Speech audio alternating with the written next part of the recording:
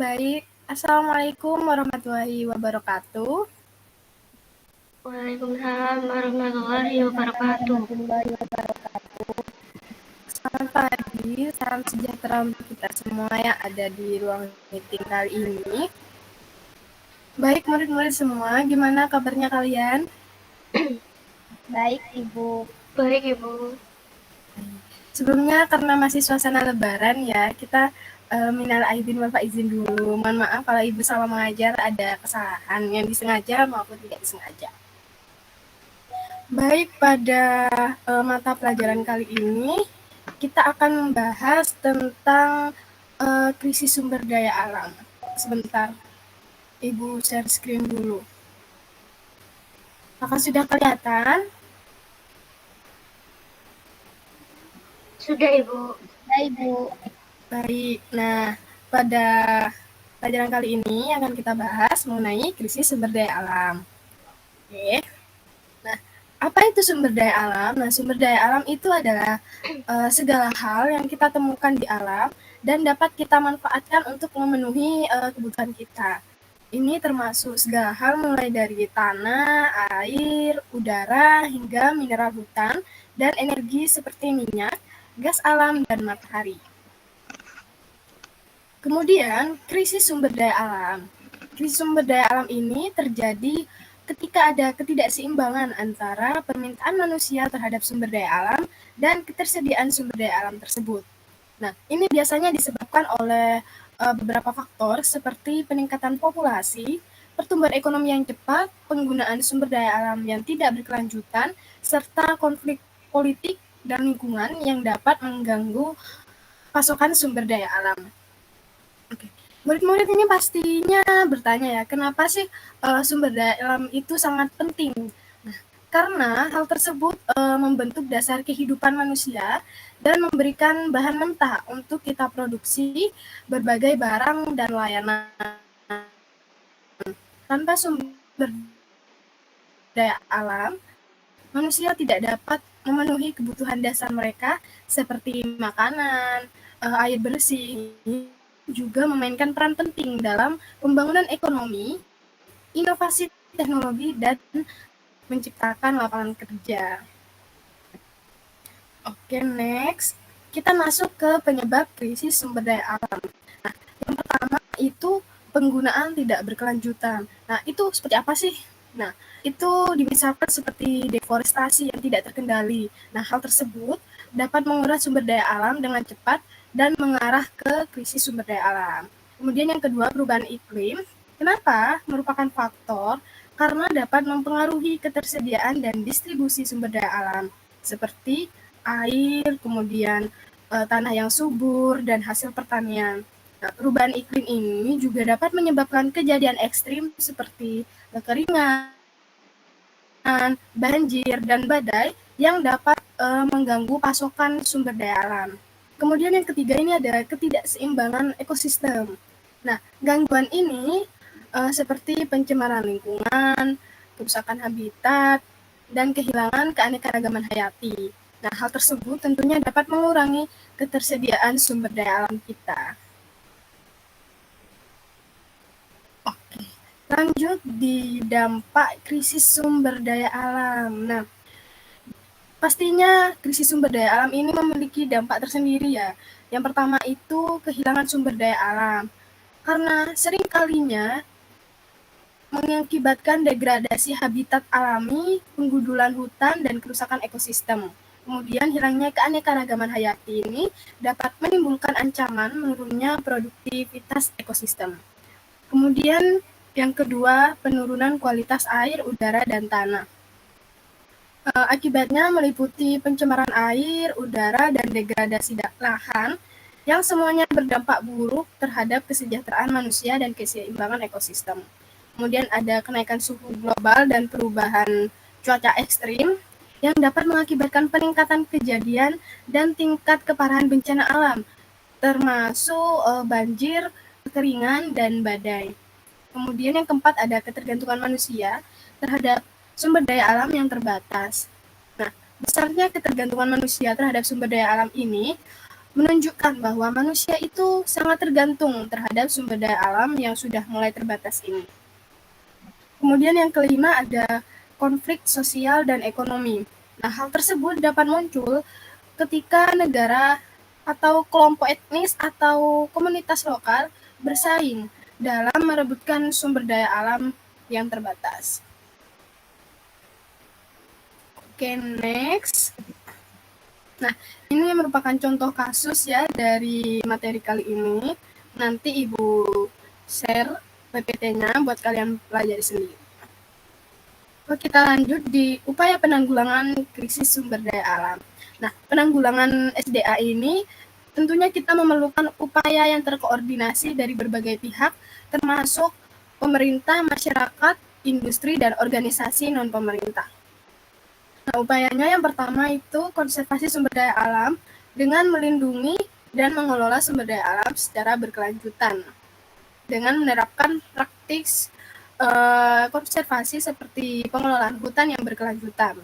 Kemudian yang kedua ada penggunaan efisien sumber daya alam dengan meningkatkan efisiensi dalam penggunaan sumber daya alam seperti penggunaan energi terbarukan, penggunaan air yang efisien, dan pemantauan polusi.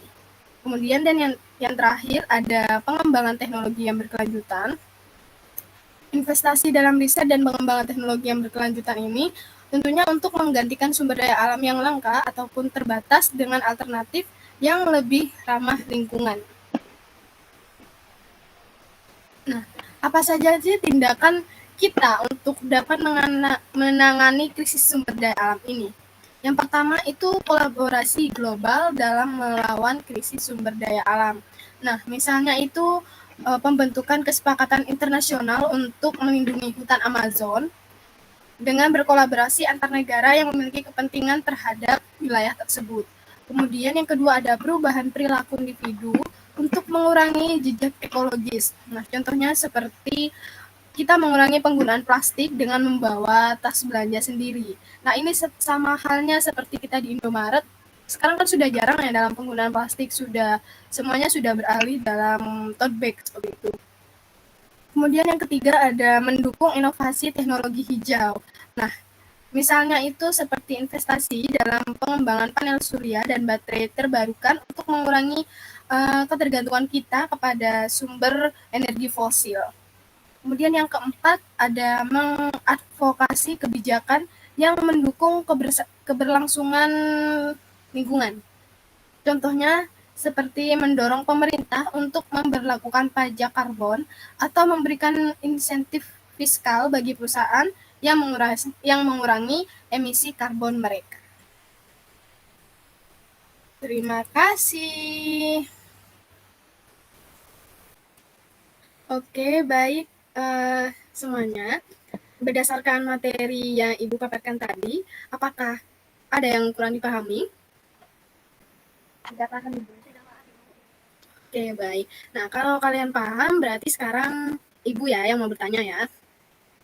Untuk Intan Ari nih, Ibu mau nanya. Tadi kan sudah dijelaskan ya tentang krisis sumber daya alam. Nah, menurut kamu nih, sumber daya alam apa saja yang mengalami krisis pada saat ini?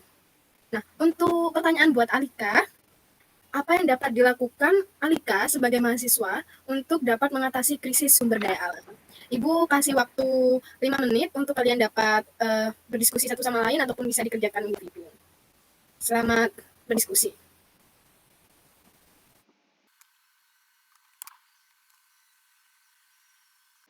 Oke, baik, karena waktunya sudah cukup ya, 10 menit.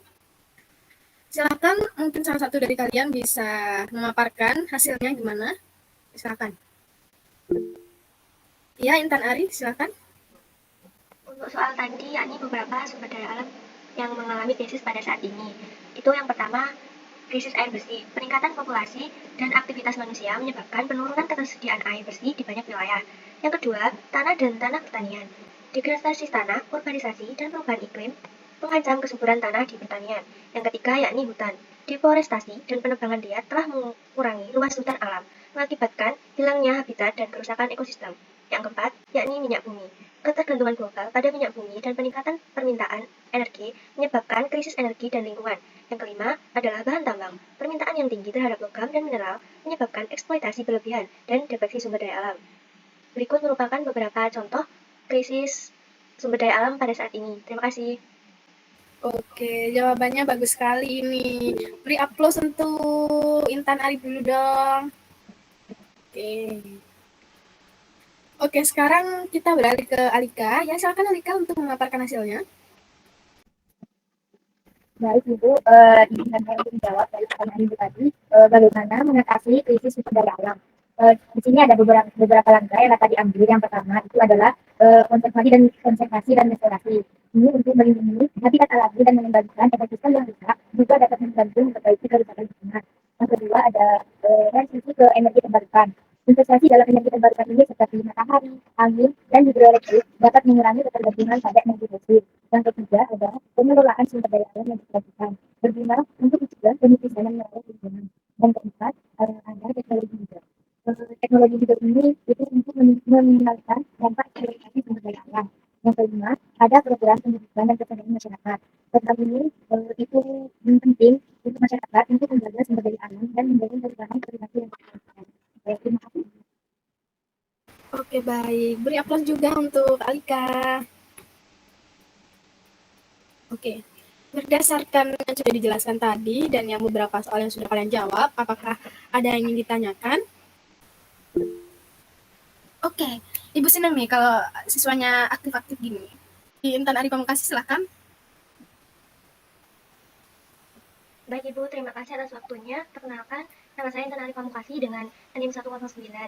Nah, saya kan termasuk generasi saat ini sebagai mahasiswa. Nah, menurut Ibu, apa tanggung jawab generasi saat ini terhadap krisis sumber daya alam? Dan tindakan apa yang dilakukan sekarang apakah penting untuk keberlanjutan di masa depan? Terima kasih. Oke, bagus sekali nih pertanyaannya. Nah, untuk pertanyaannya dari Intan ini, tanggung jawab generasi saat ini terhadap krisis sumber daya alam adalah dengan kita menjaga dan mengelola sumber daya alam ini dengan bijak untuk keberlanjutan di masa yang akan datang. Hal ini contohnya dengan melibatkan pengurangan konsumsi yang berlebihan, kemudian penerapan praktek-praktek ramah lingkungan, mendukung inovasi berkelanjutan, dan mengedukasi masyarakat tentang pentingnya konservasi.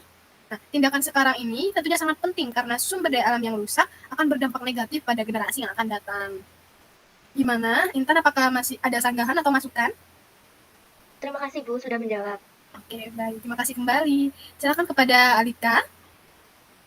Baik Ibu, terima kasih atas waktu yang diberikan. Perkenalkan saya Alika Nuriyatullah dengan NIM akhir 089. Nah, Ibu saya izin bertanya, kan tadi di PPT itu dijelaskan tentang materi krisis sumber daya alam. Menurut Ibu, apa sih yang dapat dilakukan kita sebagai mahasiswa itu untuk mengatasi krisis sumber daya alam? Terima kasih. Oke, baik. Terima kasih, Alika. Nah, apa yang dapat kita lakukan ya sebagai mahasiswa untuk membantu mengatasi krisis sumber daya alam? Nah, hal yang dapat dilakukan yaitu yang pertama dengan mendukung gerakan lingkungan, kemudian meningkatkan kesadaran kita dan teman-teman sebaya kita melalui kampanye dan edukasi. Kemudian melakukan penelitian tentang manajemen sumber daya alam yang berkelanjutan. Bisa juga dengan mengadakan acara ataupun seminar tentang isu-isu lingkungan saat ini. Kemudian menerapkan gaya hidup ramah lingkungan, berpartisipasi dalam kegiatan pembersihan lingkungan dan penanaman pohon, juga mendorong lembaga pendidikan untuk dapat menyediakan lebih banyak program tentang sumber daya alam yang berkelanjutan. Seperti itu, Alika, ya. Terima kasih Bu atas jawabannya. Oke, sama-sama. Nah, apakah ada lagi yang ingin ditanyakan? Baik, murid-murid semua, berdasarkan yang telah kita pelajari tadi, tentang krisis sumber daya alam. Nah, dapat disimpulkan ya bahwa tadi krisis sumber daya alam itu fenomena yang nyata ya, dan mendesak yang dapat mengancam kelangsungan hidup kita. Nah, sebagai tugas akhir nih pada pertemuan kali ini, Ibu mau kalian menuliskan beberapa hal yang baru kalian pelajari atau pemikiran kalian tentang krisis sumber daya alam. Tuliskan apa yang membuat kalian terkejut dan apa yang membuat kalian prihatin, atau bahkan bisa solusi tambahan untuk dapat mengatasi krisis sumber daya alam. Nanti tugasnya dikumpulkan japri aja ya ke Ibu. Baik Ibu. Untuk pertemuan kali ini kita sudah sampai di sini. Terima kasih sudah mengikuti mata kuliah pada hari ini. Semoga hari kalian menyenangkan, tetap sehat, bahagia selalu. Ibu akhiri, wassalamualaikum warahmatullahi wabarakatuh. Waalaikumsalam warahmatullahi wabarakatuh. Terima kasih, Bu.